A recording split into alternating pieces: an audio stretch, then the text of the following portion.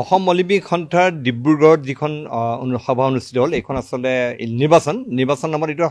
চূড়ান্ত প্ৰশাসনৰ বাহিৰে একো নহয় আচলতে এই গোটেই যিটো নিৰ্বাচন এই নিৰ্বাচনটো সৰ্বানন্দ সোণোৱালপন্থী বিজেপি আৰু হিমন্ত বিশ্ব শৰ্মাপন্থী বিজেপিৰ মাজত বুজা পৰাৰ এখন নাটকৰ বাহিৰে একো নহয় আচলতে আৰু ইয়াত তেওঁলোকে এখন নাটক ৰচি তেওঁলোকে যিমানবিলাক ক্ৰীড়া সংগঠক আছিল তেওঁলোকক বিভিন্ন ধৰণে তেওঁলোকক বুজোৱা হ'ল তেওঁলোকক কোৱা হ'ল যে তেওঁলোকক সকলোকে একমত কৰিব এয়া কৰিব বহুত ধৰণৰ কথা কোৱা হ'ল কিন্তু আমি যেতিয়া লিষ্টখন দেখিলোঁ যিখন প্ৰকাশ পালে লিষ্টখনত এনেকুৱা মানুহ আছে বহুবিলাক আছে যিসকলৰ অলিম্পিক সন্থাৰ কাৰ্যালয়ত তেওঁলোকে ভৰি দি পোৱা নাই তেওঁলোকো আজি এই সন্থাৰ বিষয়ববীয়া পদত আছে আৰু যোৱা বছৰ কেইবাগৰাকী এনেকুৱা বিষয়ববীয়া আছিলে যিসকলে নিৰ্বাচিত হোৱাৰ পিছত পৰৱৰ্তী সময়ছোৱাত তেওঁলোকে অলিম্পিক সন্থাৰ কাৰ্যালয় দেখি পোৱা নাই তেনেকুৱা মানুহ এইবাৰ পুনৰবাৰ দায়িত্ব পালে আৰু বহুত ভাল ক্ৰীড়া সংগঠক তেওঁলোকে বাদ পৰি গ'ল বিভিন্ন কাৰণত আৰু এইখন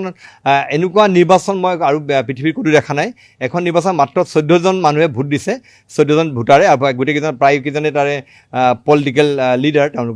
তেওঁলোকে ভোট দিছে তেওঁলোকৰ ভোটৰ ভিত্তিত গোটেই বস্তু হ'ল সেই 14জন মানুহ তাত তেওঁলোকে তাত আজি ইয়াত উপস্থিত আছিল প্ৰায় 200ৰ অধিক ভোটাৰ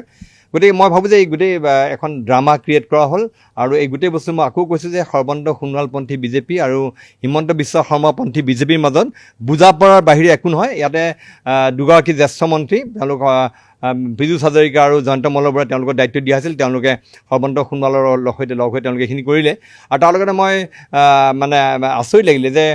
তেওঁলোকে কোনো কথা আজি ইয়াত হঠাৎ আমি দেখিবলৈ পালোঁ যে আৰু এটা তেওঁলোকে জ্যেষ্ঠ উপসভাপতি পদ এটা সৃষ্টি কৰি ল'লে এইটো এটা হঠাৎ কৰিলে যে এটা জ্যেষ্ঠ উপসভাপতি পদ এটা কৰিব এইটো পাছত জানিব পৰা গ'ল যে টাইকোৱাণ্ডো সন্থাৰ সভাপতিৰ দায়িত্বত আছে বলিন চেতিয়া বিধায়ক তেওঁক একমত কৰিবৰ কাৰণে কৰা হ'ল গোটেই কৈছে সেইকাৰণে পলিটিকেলি মেনেজ নাটকৰ বাহিৰে এইখন একো নহয় নিখনে তেওঁলোকে আগতে এটা কথা কৈ দিয়া হ'ল যে এইটো যাতে কোনো হেৰি নকৰে এই কথা যে সৰ্বানন্দ সোণোৱাল আৰু হিমন্ত বিশ্ব শৰ্মাই দুয়োজনে বিচাৰিছে এখন সহমতত এখন কমিটি হ'ব লাগে বুলি সেইখন কমিটি হ'বলৈ বাৰম্বাৰ গুহাৰি দিলে গুহাৰিৰ প্ৰতি সন্মান জনাই কেইবাগৰাকী ক্ৰীড়া মানে সংগঠক কেইবাজনো তেওঁলোকে দায়িত্ব তেওঁলোকে নিৰ্বাচনৰ প্ৰতিদ্বন্দ্বিতা নকৰোঁ বুলি ক'লে আৰু তাৰপাছত সকলোকে বুজাই দিয়া হ'ল যে হাউচত যে এইখন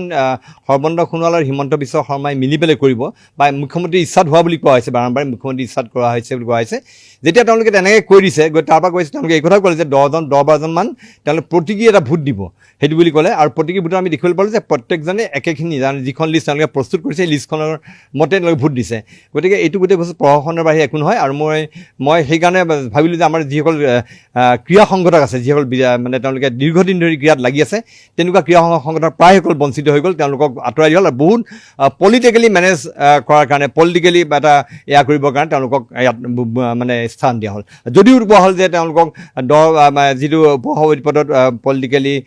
যিসকল আছিলে বিধায়ক তেওঁলোকে উইড্ৰ কৰিলে তাৰপিছতো কিন্তু ৰাজনৈতিকভাৱে মই কথা কোৱা নাই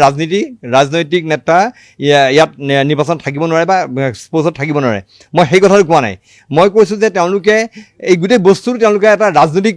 যুঁজৰ তেওঁলোকৰ মাজত যিটো আছে শিবিৰ আছে বোলে সেই শিবিৰৰ মাজত বুজা পৰাৰ কাৰণে গোটেই এই প্লেটফৰ্মখন ব্যৱহাৰ কৰিলে